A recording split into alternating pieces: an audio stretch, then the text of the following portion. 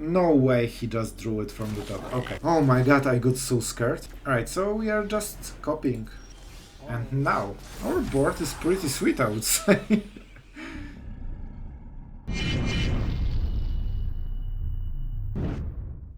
Hello everyone, it's Sloth here, and today another deck, another day, and this one is Grixis. And usually I honestly don't go for Grixis, because it's always the same pile. It's always 4 Fable, 4 Appraisers, a lot of Shrouded and a lot of Harvesters, with some random stuff around.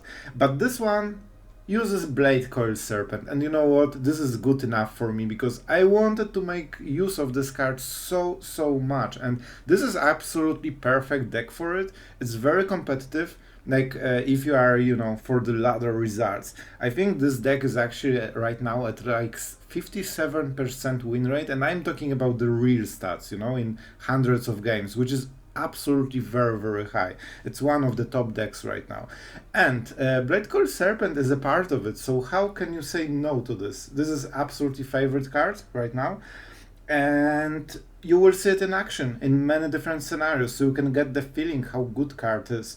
If you are short on wild cards, I wouldn't craft all 3 right now. I would craft 1 probably and see how it goes, because this can be played as a one-off, but in this particular deck 3 make absolute sense, and this is basically your full late game. The fact that you can use it to discard your opponent cards at the end of the game, usually in the, you know, 7-8 mana, your opponent has usually between 2 and 3 cards. If you can cast it for 6 black, you absolutely destroy his heart, and he needs to deal with a 5/4 that will kill him in 4 turns. So the card is absolutely amazing. Yeah, other than this, the deck is just basically a pile of removal and standard Grixis cards. Interesting addition is Sulfurous. You will see it in action today, and it was absolutely glorious. The Soul Canar, like, I will have sentiment for him after today. And Evelyn as a small, you know, recurring value. Don't forget the Corpse Appraiser is a vampire, so you can use the Evelyn to full potential with this one. And you can draw so many cards. By the way, Harvester, a vampire. So this is the deck. I hope you will enjoy it. It's definitely a very solid deck. It will get you to Mythic if you pay enough. And man, Bro is absolute banger of an expansion for me. I didn't have so much fun in Magic since a long time. And you know, as always, if you feel that you want to support the channel and you want to help it grow, don't forget to subscribe. It's just one click for you and it's a word to me.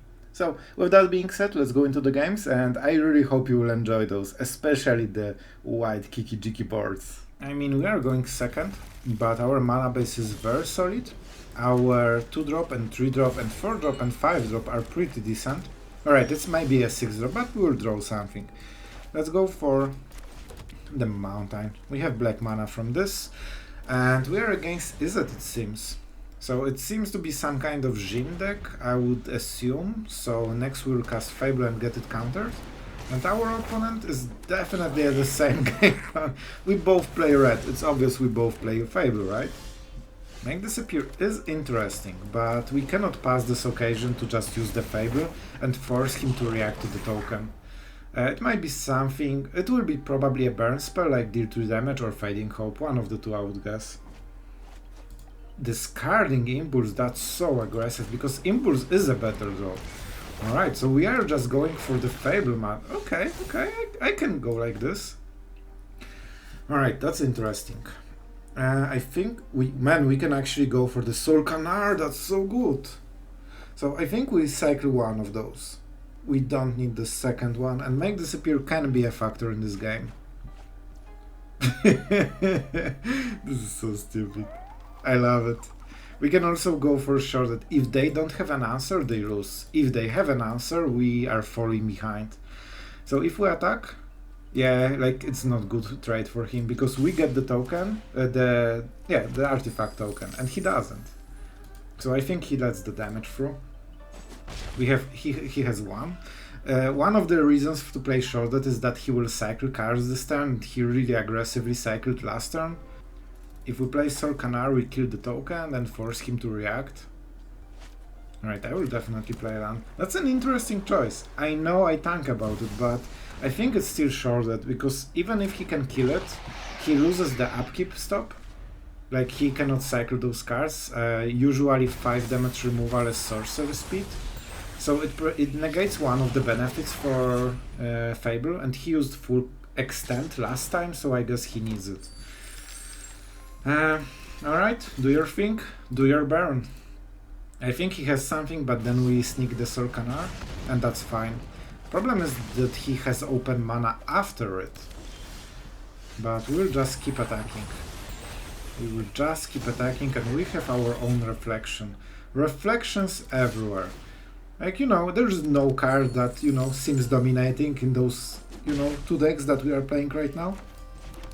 I don't see any common thing at all. So we can pay 2. That's really nice. So he needs to sacrifice Kiki-Jiki, and then we can hold up our Make Disappear. I like it. I think that's a really sneaky play. He doesn't have good ways to answer it. Alright. Oh, he has double Make Disappear. Oh my god. Well, that's a true hero. 14 cards, double Make Disappear. I mean, that works. Oh my god, that's so annoying. This is probably the only way he could do it. Alright. So he can do the infinite Kiki-Jiki thing. That's no joke. And we cannot. Alright, we play the land. Like, we can attack, but we do not get... I think we pay double... Oh, this will pain us a little bit. But I think it's worth it, right? This will be hard. Oh my god. So we definitely... oh, for X we do 0. I'm not used to playing this card. Alright, and let's see the mana. So, black, black, black. Okay, thank you. And then we go blue and blue. I don't think I need trample, honestly. Like, I'm fine with it. Like, I don't think that's such a big difference. I guess I lose just 1, but it just didn't feel right for me. I want to discard his card, that's the main thing. And draw something on my own. Alright, if we attack, he definitely doesn't want to, like, trade anything. I'm scared about the infinite Kiki-Jiki thingy, you know? That can hurt. Yep. So he will make this. But this means that he didn't go for the end step. So I think that's pretty good for us. We don't have double Kiki-Jiki, so we cannot make the combo. Alright. Like, I wonder. That's interesting. That's an end step. It means that he loses all the reflections. And he didn't do the thing that I think he should be doing. The problem is that we need to kill Kiki-Jikis. We need to draw something. Sure. Serpent will help us for a little bit. We can copy it. He will cast something. Wow, that's really good top deck. One of the best he has in the deck. Basically it enhances his creatures twice and gives him another chance to draw another thing that will make even more tokens. He whiffed on the second one at least, so that's better for us. It's still a lot of damage. Do we use the treasure to prevent 2 damage? Yeah, I think we do. I think it's fine.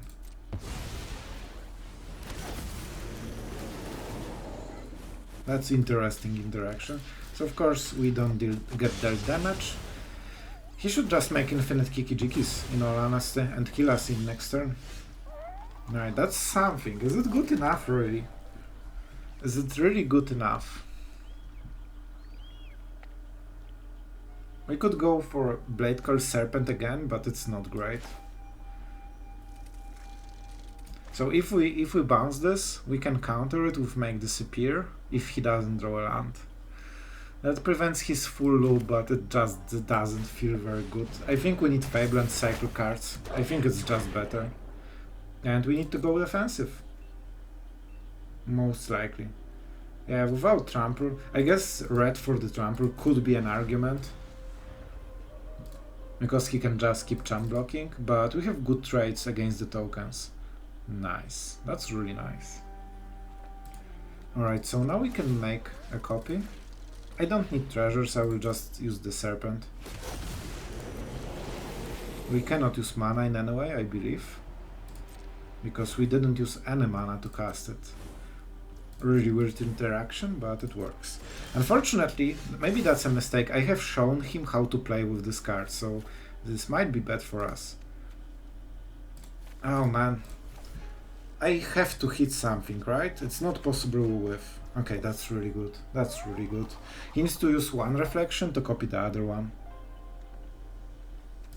So for this reason, we will go for another token. And I think he will use one of the Kiki-Jikis to block our serpents, which is amazing for us. I should probably copy it again. I probably should be more aggressive to force him to do something.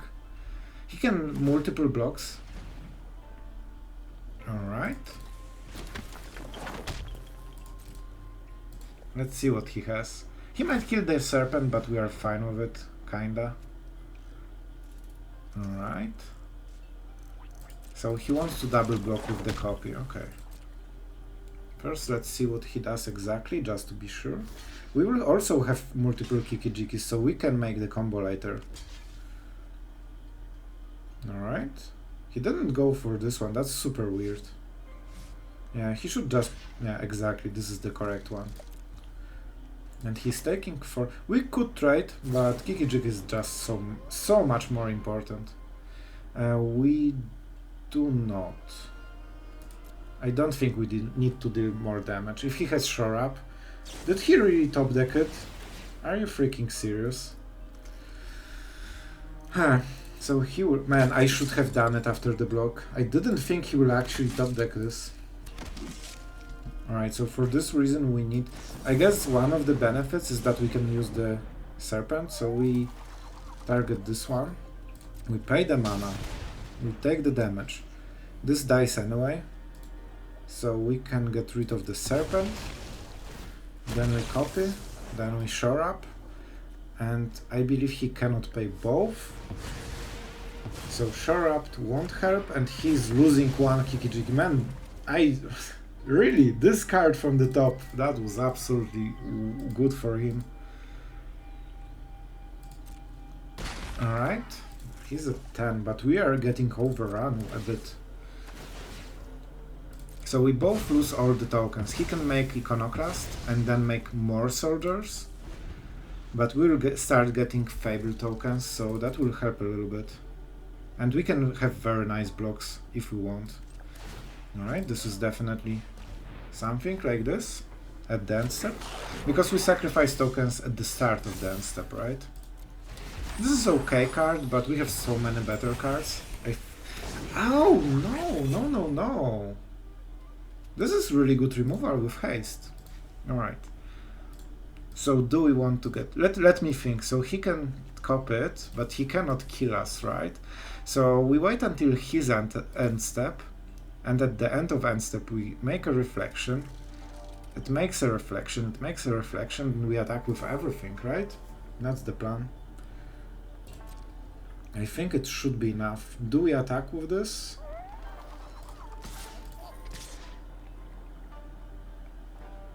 Yeah, because they... Oh my god, did I really not... Oh my god. Sorry guys, I see it. I was so focused on this one. I literally attacked with the wrong goblins and left the only one that needed attack. That's absolute stupid play. Sorry for that.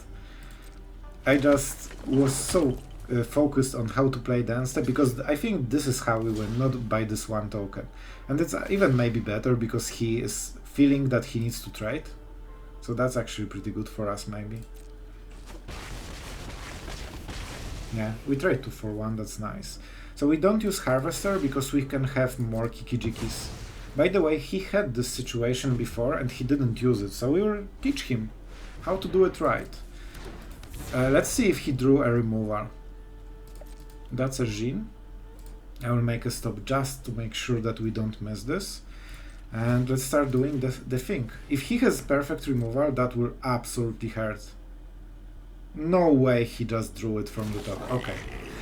Oh my god, I got so scared. Alright, so we are just copying. all of those. And we need to make a lot of Kiki-Jikis because we need to kill him very quickly. And we can use Harvester to kill the Jin. Like, we know he doesn't have any kind of removal because he would already play it right now. We'll also use all the treasures. We need to kill him, he's at 10, so every Kiki-Jiki matters quite a lot. I actually don't think I did so many Kiki-Jikis so far. It might be the one play. You know, we are going super wide. By the way, our opponent is learning how he could be playing since few turns. I'm so happy he missed it. Maybe I missed something and he couldn't, but I think he had the mana, he had double Kiki-Jiki, he just didn't go for it. And now, our board is pretty sweet, I would say. And we can start making even more Kiki-Jikis, right? If we want. So we can attack with a little bit more, but I think Harvester is just a little bit better. So let's go for Harvester, because this way we can kill Jin and Kiki-Jiki. If we want. It also gives haste to the Harvester. So that's basically the maximum damage you can make. Man, the suspense is definitely here. Alright, we are going a little bit all in, but if he wants to defend it... Man, look at this board! This is absolutely crazy. If we use this, he will make a copy, right? He will make a copy. But I think it's still fine. So he will make another Jin for blocking. But we get rid. I think it maybe was better to just attack him. But he will make a blocker anyway. So, you know, we still killed the original Jin. So it's better for the next turn for us. And now we can attack with everything. Yep. And that was enough. That's something he could do to us, but he just didn't know, I believe. Oh my god, that might be the best draw we had so far. This is an actual correct opening for the deck. So we start with this one, because this is the mana we want to use for... That's my rule of the thumb, basically. When I see the 2 mana play, I just play land that matches it the most. And this will be the Harvester, because he has 1 mana, so unless he has Voltage Surge or something like this, this should leave. It cannot be make disappeared, and when you start having this extra pressure, the game changes. Even right now, if he has make disappear, that's so much more awkward, because every turn he gets hit for 3 for free. Alright, so this is one of those decks. And the token is permanent. Well, it's super... yeah, we will go for the Fable. This is absolute sure thing. And for this reason, we will remove this one. Because this is so strong, and the fact that he tapped out to play it means that our Fable has free reign over the board. And while he might not be scared of Harvester, yeah, he will be scared of the Goblin. This is basically the most frightening Goblin in Standard right now. Alright, so we are on the draw. Which, you know what, I always complain about being on the draw, but in this particular case, it might be okay. We have Cut Down and we have Harvester, so it actually is not the worst.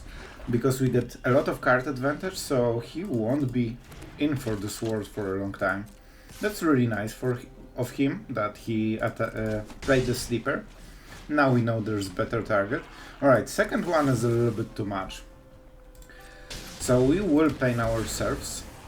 And we will pain ourselves really hard, because we need to play Harvester, right? Unless we go for the Fraud. Unless we go for the Fraud. Alright, so next... That's a hard one. That's a hard one, because we don't have 3-drop. They are my 3-drops. So what is better? What is better? I don't want to pain so much. And I guess this forces him to pump the Sleeper just to trade. That's brutal. And this blood token might be useful. We are already at 4 lands. Alright, so... sure. This way he needs to pump it, so he needs to break his turn just to trade. And it means that there's not a stronger follow-up, which is already amazing for us. Yeah, this is the painful turn. The painful turn, because we basically don't do anything. I think we might cycle one of the serpents. I mean, this is 2 damage. They have a lot of stuff. If they play too good 3-drop, we are in trouble. I've been playing with this deck. They have Liliana, right? Oh my god, Liliana would be absolute blowout. We still will do it. We need to preserve our HP. They have Invoke the Spells, they have the Okiba thing that drains to life, so 13 is not a lot. Trespasser is actually acceptable. Do we have creature? We do. So we will have to play sharded. The question is, can he remove it? And we are saving the blood token. Okay, that's pretty okay. And the Painlands are doing their work for sure. I hope he... Man, there was no stop. Liliana, easy. Man, they always have all the answers. Liliana is literally the best card he could have in the whole deck. And I'm not sure if we can recover from not having Liliana. Well, that's a rough one, that's for sure. So we will get the card from this. Land. Land is okay, but not really great. I think we need to go for the throat. And we will try to kill the Trespasser this way. He cannot switch to nighttime right now. And I think we go for the Serpent, because we need to start playing some lands. Yeah, that helps. Because next turn we can actually try playing Bladecoil Serpent. And we need to do it before Liliana, you know, activates with all the stuff. That's super rough. Because I want to kill Liliana. How do we do it? Oh man. So he will play a small drop. But if we just let this attack through, we might simply die. So that's absolutely hard. Whatever we do, we are in a bad spot. So we will kill the underdog, of course, but it means that we don't really have cards. Yeah, let's not show him what the situation is. So we will discard, go for the throat, even though it's a really good card in this situation. Sure, that's sure. So we get rid of the underdog. The problem is that he still has removal in hand. And I mean, this will be a Bladecoil Serpent. But what will we play? If he draws a land, he can use the Tenacious Underdog, right? We need to kill Liliana, so we need to make double red. And we need to pain ourselves? Maybe? Oh man, that's a hard one. This will be 0, for sure. So let's play red and red, that's for sure. We need the haste. So do we go for 1 discard? We can pay 2 life, but then we die to Tenacious Underdog, so that's not great. I think this is better. That was a rough Bladecoil Serpent. Alright, so it has haste, trample, and we got a card that will be a removal. So now we can get rid of the annoying Liliana, and hopefully, if we can untap and he doesn't bring another bomb. Told you, this is the kind of stuff you need to deal with. Alright, Soul Canal. Oh my god. Oh my god, this might do it. This is absolute great of a draw. Probably the best draw in my deck. In all honesty, I should attack first, but I'm lucky. Let's be honest, I'm just lucky. If he has removal, then he doesn't have Tenacious Underdog. Okay, I chickened out. I went for the HP. And we don't have a lot of time, but Sleeper, alright. I think we will win this, but that was absolutely close, as close as it gets. He still has maybe 1 mana. He's thinking about something, but cut down won't cut it. That's the joke. So he's keeping the Sleeper, of course, for the trigger. We can attack for 10. We cannot kill him next turn, but we can kill the Sleeper, thanks to this 1 extra card. And you know what? I'm definitely cycling. I'm definitely cycling this. We need to be super aggressive, that's the problem. And we have only one removal. Bro, you have 1 mana for the sleeper. I will give him the heart because he might not know. Alright, we are not playing this one. So I need to attack, but do we kill the sleeper before attacking? I think we don't. It's a two-turn lethal anyway, right? And we'll use Solkanar ability to get rid of the sleeper, and he cannot do anything about it. So 3 damage. Alright. That's a free removal, so now we have this for the next turn. Oh, the nighttime is scary. So we can get rid of the blockers. The problem is what his play will be. Good game, my friend. Oh my god, that was so close. After Liliana, I lost all the hope, but well, Solkanar absolutely carried this one. Oh man, we are going first. We missed the 2-drop, but other than this, we have Fable on curve. And you know, there is a chance we draw at second land. And if we do, we have perfect opening basically. So of course we start with the launch, and we are against some robot, which is already pretty cool. Go for the throw. Oh, that's a really good draw. That's honestly such a good draw. Let's see if they go the famous 1, 2, 3. 1 damage is fine. They will play. No, nice. So we basically destroyed their whole early game with this cut down. And we are using the cut down because of course go for the throat is a bit better overall. Let's get the Fable going, even the token will die. He has open mana, he has 6 cards, you know what it means. But it's still fine, Fable will be impactful anyway. And next turn it might be shorted. Geeks. This card is super annoying. Alright, I think Harvester is out, but the rest of the cards are absolutely great. Alright, and this is pretty scary, because like we can play shorted, but if they have another removal, this will be super hard. Yeah, this includes Geeks as well, so if he removes shorted, he draws a free card basically. Wow, that's a brutal choice. I will go for shorted because he stepped out, so even if, you know, the worst will happen. Oh no. Punished. That was very bad turn for us. Because of my decision, of course. Man, this card seems absolutely busted. Every time I see it, it just... What the hell? Like, seriously. Alright, so I guess we have to remove it. It's just way too strong. Like, drawing cards on top of a 3-3 is super strong. We could go for the Appraiser. Problem is he might have another removal, do it over again and just overvalue us. You can see this card. No, bro, no. You can see this card. 4 cards to 3 cards. This is the reason of, you know, this. I guess we can play it like this. The 5th mana is absolutely unfortunate because we want to double spell this turn. Told you, whatever we would play, it would be this. No reason to do it right now. No reason. They don't have protection spells. And yeah, there might be a better target. The problem is that we need to remove both.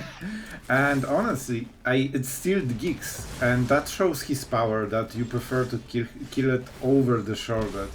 Because what we have to do is to play Appraiser and get some kind of removal. Huh. Let's get rid of this one. It's already annoying enough. Let's go for the throat. So that was the plan, that's what we needed to do. I'm not sure if that will be enough. And I will do it right now because life gain might make a difference. He's already 3 cards ahead of us. Somehow. Invoke? Like if he has Invoke, it's absolutely... Man, you need to whiff at some point. Well, we are not playing the Reach because we will cycle it next turn. We need some value. Fable will definitely help a little bit, but like this is mono black. If they keep playing Invoke the Spells and removals, like you cannot outcard them. And it's Geeks again. Well, that was... Alright, I'm super happy about the Fable. This is so huge that we basically drew 2 cards. The game would be over if not this. Appraiser, that's something, So let's play it, let's exile something. And see what's up. Alright, let's go for Shrouded, that's for sure. Man, this Gigs absolutely makes the archetype stronger. I think it's Shrouded. Let's see if he can get another removal. We have mana to play it. And from the next turn on, so this is the interesting play, because right now he needs to kill Shrouded, right?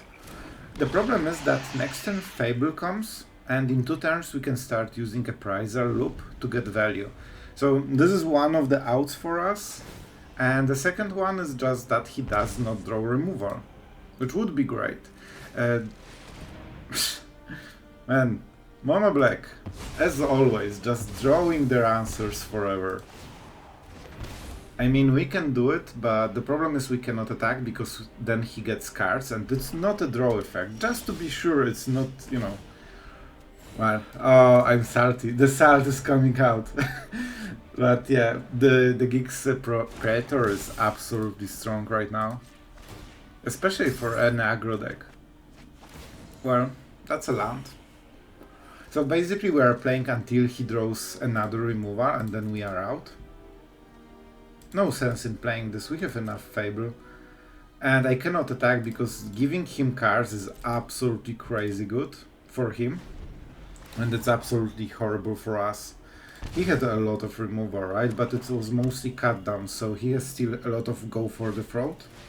That's a third Invoke Despair in top 20 cards.